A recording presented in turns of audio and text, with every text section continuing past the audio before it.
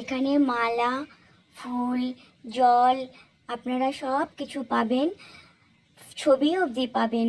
এখান থেকে আপনারা সব কিছু কিনবেন, তাহলে এদের একটু ভালো হবে। জয় কৃষ্ণকালী মায়ের জয়।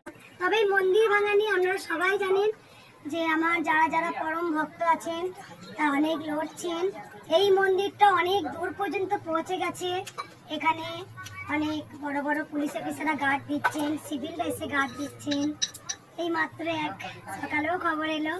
আমার খুব ভালো লাগছে যে দেখছে যেন ভক্তদের যেন কোনো কষ্ট না হয়, মঙ্গলার মায়ের যেন কোনো কষ্ট না হয়, কৃষ্ণকালী মায়ের যাতে কষ্ট না হয়। আসছেন, গার্ড দিচ্ছেন। এই যে ওরা যে অত্যাচার করেছে সেই যে জিনিসটা অনেক দূর চলে গেছে। আর কৃষ্ণকালী মা যে গোটা পৃথিবীর জায়গায় পৌঁছে গেছে, কোনায় কোনায়। আমি যে থানায় গেছি, সেই ম্যাডামরা পর্যন্ত বলছে, আচ্ছা আপনি কৃষ্ণকালী মা নয়? আমি তো মা নই, আমি তো তার পূজারিনি, মা তো ঘরে বসে আছে মন্দিরে। এখন বলছে আমার অনেক উপকার হয়েছে, আমি গিয়েছিলাম জানেন, আমার মা হাঁটতে পারছিল না, হাঁটতে পারে। তখন আবার ওনার বড় স্যারকে বলছেন এটা কিন্তু করা উচিত হয়নি। আমি কি প্রশ্নের উত্তর দেব? ভক্তরাই তো বলে দেয়। মায়ের জয়, জয় সোনা মায়ের জয়, জয় মঙ্গলা মায়ের জয়। আজকে কিছু কিছু ভিডিওতে যে আমার কমেন্ট আসছে, সেই কমেন্টের কিছু প্রশ্ন নিয়ে আসছি। অনেকেই তোমরা আমাকে জিজ্ঞাসা করেছো যে কৃষ্ণকালী মাকে বাড়িতে কি করে প্রতিষ্ঠা করব। আমি বলি আমিও এখনো করিনি, তবে খুব তাড়াতাড়ি করতে চলেছি। তো আমরা একটা ফটো কৃষ্ণকালী মায়ের যে রাখতেই পারি একটা সিংহাসনে। আর সেখানে কোনো, আমি মনে করি না যে সেরকম নিয়মনীতি তখনই হয়, সেটা হচ্ছে যে যতটা মানে পারে সে সেভাবেই মায়ের সেবা করলেই মা তাতে সন্তুষ্ট হয়। খুব জাঁকজমক করে কিছু করার প্রয়োজন নেই। আমি ভাবছি একটা ফটো রাখবো, আর সেখানে একটু জল, ফুল আর একটু প্রসাদ দিয়েই আমি সন্তুষ্ট থাকবো। সেটা ভক্তি করে করলেই মনে করি সেটাই ভগবান নেবে। এই হচ্ছে একটা প্রশ্ন। আর দ্বিতীয়ত কথা হচ্ছে, কৃষ্ণকালী মায়ের মন্দিরে তোমরা দেখছো দিনের দিন কিন্তু ভিড় উপচে পড়ছে। কিন্তু কারণ কি বলতো, এই যে ঝামেলাটা বা গন্ডগোলটা যে ভণ্ডামি যারা করেছিল তাদের চোখটারও খুলে গেল। কারণ কি, তারা এইটা না হলে হয়তো আরো এত বেশি প্রচার হতো না। বলে না ভগবান মানে যা করেন ভালোর জন্যই করেন। এটা যদি না হতো তাহলে কখনোই এত মন্দিরের প্রচারটা আরো বেড়ে যেত না। ইউটিউবের মাধ্যমে হোক আর যার মাধ্যমেই হোক, ভক্তরা উপকার পাচ্ছে বলেই কিন্তু ভক্তরা আসছে এখানে। সেই কারণেই মানে এই যে ভণ্ডামি যারা করেছিল তারা একদিকে ভালোই করেছে আমি বলবো। কারণ এই কারণেই আরো বেশি প্রচার হয়েছে, মানুষেরও বেশি উপকার হয়েছে, তাই কিনা? আরো অনেকে জানতে চেয়েছো তোমরা যে তা মায়ের ঠিকানা কি। অবশ্যই আমার ভিডিও তোমরা দেখে নেবে, নিচে একটা মানে ভিডিও আছে আমার, যেখানে মায়ের নতুন মন্দিরের ঠিকানা দেওয়া আছে। মা এখন নিজের ভালো দোতলা বাড়ি ছেড়ে এখন মাঠে এসছে, খোলামেলা জায়গায়। মা হয়তো সেটাই চেয়েছিল যে তার ভক্তরা সেখানে, তাদের ভক্তদের অসুবিধা হচ্ছিল ছোট জায়গার মধ্যে, যে এরকম করে আমি এমন একটা জায়গায় যাই সেখানে গেলে ভক্তরা খুব সুন্দরভাবে তারা থাকতেও পারবে, আর আমিও সেই খোলামেলা জায়গায় কিন্তু থাকতে পারবো। মার এইটা চাওয়ার জন্যই হয়তো এটা হয়েছিল। আমার এখন প্রত্যেকটা প্রশ্নের মধ্যে এই উত্তরটাই আসে। ওই জন্যই বলে, যখন আমরা কোনো খারাপ কিছু দেখি তখন আমরা বলি যে ভগবান এটা করতে পারলো। কিন্তু আমি মনে করি সবসময় আমরা এটাও জানি যে আমরা এটাই বলে থাকি যে যা হয় ভালোর জন্যই হয়।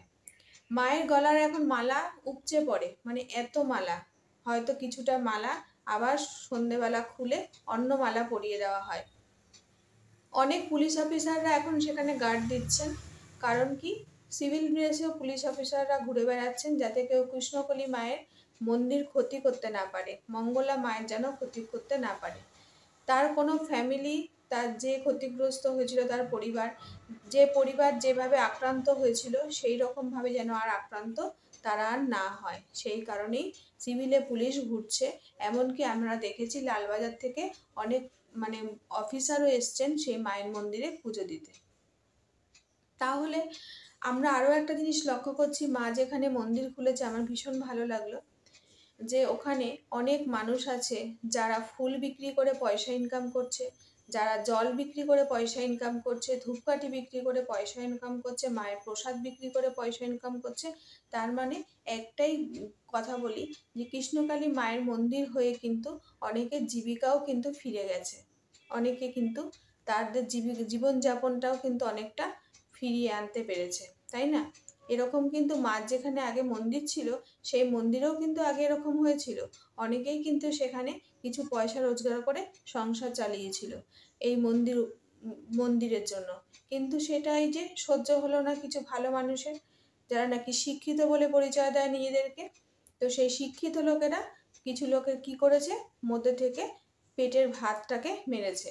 আর কি করেছে, যে যারা শিক্ষিত বলে পরিচয় দিয়েছিল তাদেরকে বারবার বলা হচ্ছে যে এরকম ভণ্ডামি না করে শিক্ষিতের পরিচয় এভাবে কখনো দেওয়া যায় না। আর যারা শিক্ষিত তাদের তো আমরা এখন বিভিন্ন ক্লিপে দেখতে পাচ্ছি যে কারা শিক্ষিত। এমনকি অনেক আমি আর একটা ভিডিও নিয়ে আসবো এর পরের দিন, যে একজন প্রত্যক্ষদর্শী যিনি পুরো বিবরণ দিয়েছেন যে সে কে, কোন মহিলা, তিনি এত বড় শিক্ষিত যে এমন এমন ভাষা বলেছেন, সে তার প্রথম শিক্ষিতের পরিচয় দিয়েছেন। ভালো লাগে এসব শিক্ষিত মানুষদের কথা বলতে, কারণ কি যারা শিক্ষিতের পরিচয় দেন তারাই আমার মনে হয় একেবারে চরম অশিক্ষিত। তো মা তাদেরকে শাস্তি অবশ্যই দেবেন। আর আমি শুধু না, অনেক ভক্তরাই এটা বলছেন যে যারা মায়ের শাড়িগুলো চুরি করে নিয়ে গেছো তারা অবশ্যই মাকে গোপনে হোক যেভাবেই হোক শাড়িগুলোকে ফিরিয়ে দিয়ে যেও, কারণ মা এমনই একজন ভগবান বা মা এমনই একজন দেবতা, তিনি সবসময় শত্রুরও ভালো চান। তা যদি তিনি যেই শিক্ষিত মানুষ এগুলো করেছেন নিয়ে গেছেন, মানে সে যদি ভালোই চায়, মানে তার যদি ভালো চান, নিজের ভালো তো পাগলেও বোঝে, তা সে যদি ভালোই চায় তো অবশ্যই শাড়িগুলো যেন ফেরত দিয়ে যায়, তা না হলে পাপের ফল কিন্তু আসছে। এটা অনেক ভক্তরাই বলছে যে যারা প্রত্যক্ষদর্শী ছিল, আমি একটা ভিডিওতে দেখলাম সেই প্রত্যক্ষদর্শী বলছে যে শাড়িগুলোকে কতক্ষণে নিয়ে তারা পালাবে এটাই তাদের উদ্দেশ্য ছিল। অনেকেই আছেন যারা ভগবানকে বা দুর্গাপুজোর সময় ঠাকুরকে শাড়ি দেন, আচ্ছা তারা কি সবাই কি শাড়িগুলোকে আবার ফেরত নিয়ে আসে? বা কোনো কিছু মুষ্টিমেয় মানুষ আছে যারা নাকি ভগবানের কাছ থেকে ওগুলো শাড়ি চেয়ে নিয়ে যায়? না, সেই শাড়িগুলো কারা প্রাপ্য হয়? যারা পুরোহিত তারাই নিয়ে যায়। তাহলে এখানে যদি কোনো মানুষ যে কৃষ্ণকালী মাকে শাড়ি দিয়ে গেছিল, সেই শাড়িগুলো নিশ্চয়ই মঙ্গলা মারই পাওয়ার কথা ছিল, কারণ মঙ্গলা মাই কৃষ্ণকালী মাকে সেবা করে। নিশ্চয়ই সেই সব শিক্ষিত মানুষদের পাওয়ার কথা ছিল না, যেসব শিক্ষিত মানুষরা শাড়িগুলো লুট করতে এসেছিল, মায়ের গয়না লুট করতে এসেছিল। তো আজকে প্রত্যক্ষদর্শীরা আজকে অনেকেই এই কথাটা বলেছে একটা ভিডিওতে, আমার শুনে খুব ভালো লেগেছে সেই সব প্রত্যক্ষদর্শী। আমি পরে নেক্সট ভিডিওতে ওনার ভিডিওটা আনবো। আর আমার খুব ভালো লাগলো ওনার এত সৎসাহস, বা ওনার একটা 12-এ পড়া একটা ছেলে, তিনি এতটা পর্যন্ত পুলিশেও পর্যন্ত সেই ভক্ত খবর দিয়েছিলেন। আবার সেদিনও জানলাম যে কিছু ভক্তকে তারা সাজিয়েও এনেছিল, কিছু ভক্তকে তারা সাজিয়ে এনেছিল যে মায়ের নামে মিথ্যে কথা বলার জন্য।